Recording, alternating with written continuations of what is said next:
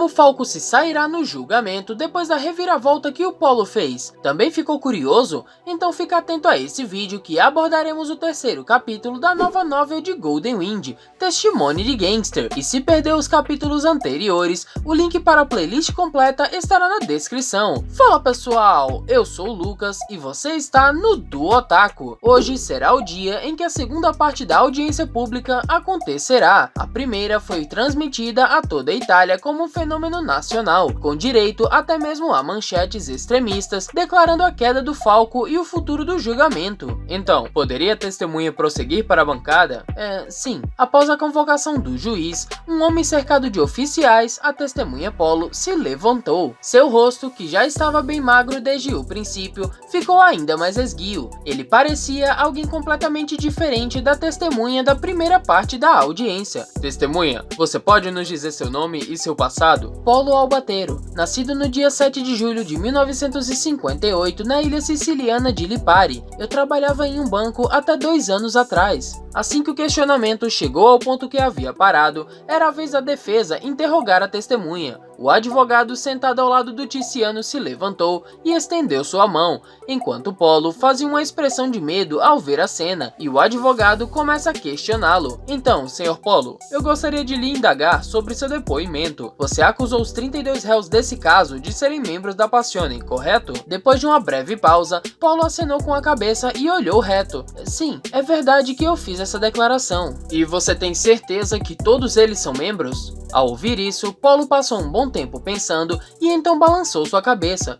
Não. Falco então levanta bruscamente do seu assento. Você está dizendo que mentiu para o promotor? Sim, tudo no meu depoimento era uma mentira. Objeção, meritíssimo! Grita o Falco da bancada do promotor. Defesa, evite guiar a testemunha de forma a conseguir uma resposta específica. Por favor, mude sua linha de questionamento. Meritíssimo, permita-me enfatizar que essas perguntas são de extrema importância no processo de alcançar o núcleo desse caso tão caótico. Também gostaria de expressar que não tenho intenção de influenciar a vítima de forma alguma. Nisso, o juiz acena para a resposta do advogado. A objeção do promotor foi anulada. Por favor, defesa, prossiga. Falco então se senta aborrecido em seu lugar. Ao ver isso, o jovem rapaz espectador balança a cabeça e pensa consigo mesmo. Não é do feitio de um profissional como Falco fazer uma objeção assim. Ele parecia ser do tipo de pessoa que deixaria esse tipo de coisa passar. Será que está ficando nervoso? Bom, não é pra menos. Após a primeira parte da audiência ter sido encerrada, Polo manteve absoluto silêncio. O promotor nunca conseguiu ter uma conversa produtiva com ele até o momento e não tinha ideia do porquê ele repentinamente havia modificado seu próprio testamento. O advogado pegou o microfone e continuou seu questionamento.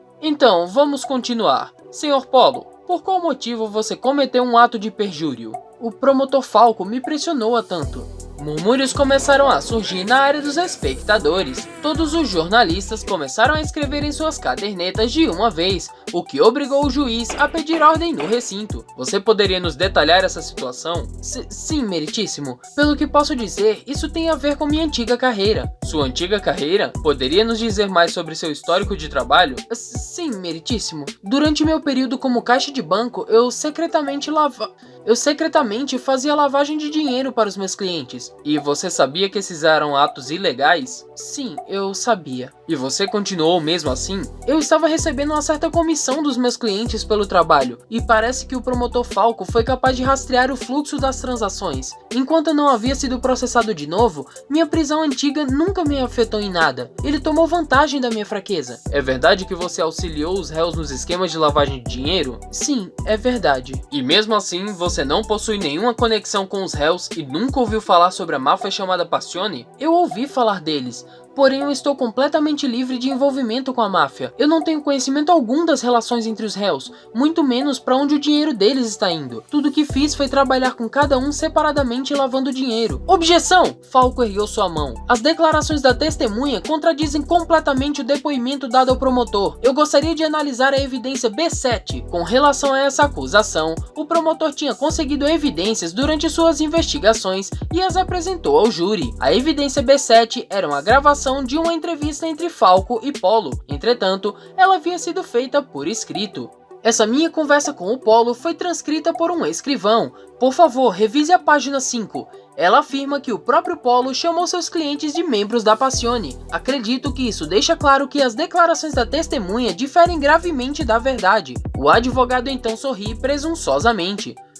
A defesa acredita que essa evidência é o que de fato diverge da verdade. O quê? Normalmente, entrevistas faladas são registradas através de um gravador. Entretanto, o promotor falhou em fazer o mesmo com a evidência B7. Ao invés disso, essa evidência se limita a um registro abreviado do relator. Esses métodos não parecem um tanto incomuns? Se quer saber o porquê de um gravador não ter sido usado, está registrado que o único imposte do promotor estava quebrado no momento da entrevista, fazendo jus à necessidade da transcrição de um relator. Além disso, registros escritos por relatores são reconhecidos pela corte, sendo de forma alguma ilegais. O juiz então acena com a cabeça ao ouvir a réplica do Falco. Essas afirmações são válidas. A defesa reconhecerá que o registro do promotor é verídico.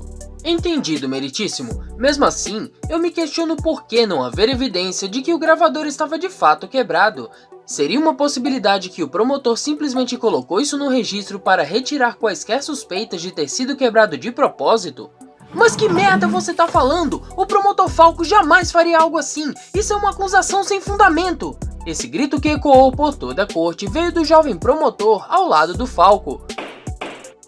Promotor, por favor, se contenha de falar fora da sua vez. Minhas sinceras desculpas. Depois da calorosa explosão, o jovem promotor ficou cabisbaixo. A forma que ele havia falado, juntamente com o aviso dado pelo júri, piorou ainda mais a imagem da promotoria, e a defesa aproveitou isso para cutucar ainda mais essa ferida. De acordo com o depoimento do Sr. Polo, ele foi coagido a cometer perjúria pelo promotor Falco. Nesse caso, como podemos afirmar que a evidência coletada do acusado é de fato verdade? É bem possível que esses registros de lavagem de dinheiro foram todos armados. Nas cortes desse país, admitir a filiação a uma gangue mafiosa leva a uma redução na sentença.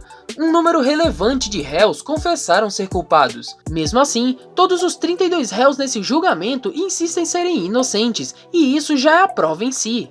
Para resumir as declarações do advogado, o promotor não parou após pressionar a testemunha a dar um falso depoimento, como também forjou evidências que levaram à prisão dos réus. Isso parece ser uma história bem exagerada para ser verdade, mas essas afirmações são bem embasadas. Para reforçar essas fortes acusações do advogado, grande parte da evidência do caso era dependente no depoimento do Polo. O promotor Falco mudou completamente da forma que ele foi visto durante o julgamento da grande gangue. Agora, tudo estava indicando que ele montava um caso inteiro com base em perjúria. Bom, a defesa não tem mais perguntas. O advogado sentou-se de volta em seu lugar satisfeito. Tudo foi de acordo com a teoria do homem ao seu lado, o Tiziano. O julgamento inteiro está indo de acordo com o plano dele. Originalmente, esse seria o fim do inquérito do Polo. Entretanto, devido ao caos da primeira parte da audiência, um novo pedido do promotor para ouvi-lo foi aprovado. Eu sou o promotor Falco. Ele lançou diversas perguntas com uma expressão séria. Seu rosto parecia ter envelhecido 10 anos desde a última audiência. Senhor Polo, você parecia querer ser bem cooperativo conosco até o momento. Por que decidiu mudar seu depoimento repentinamente durante a outra audiência?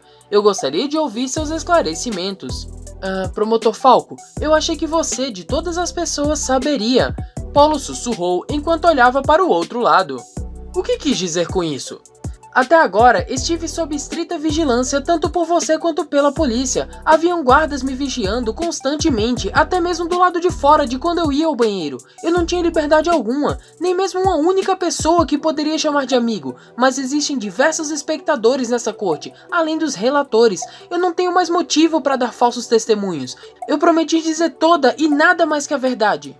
Falco rangeu seus dentes, parecendo bem frustrado.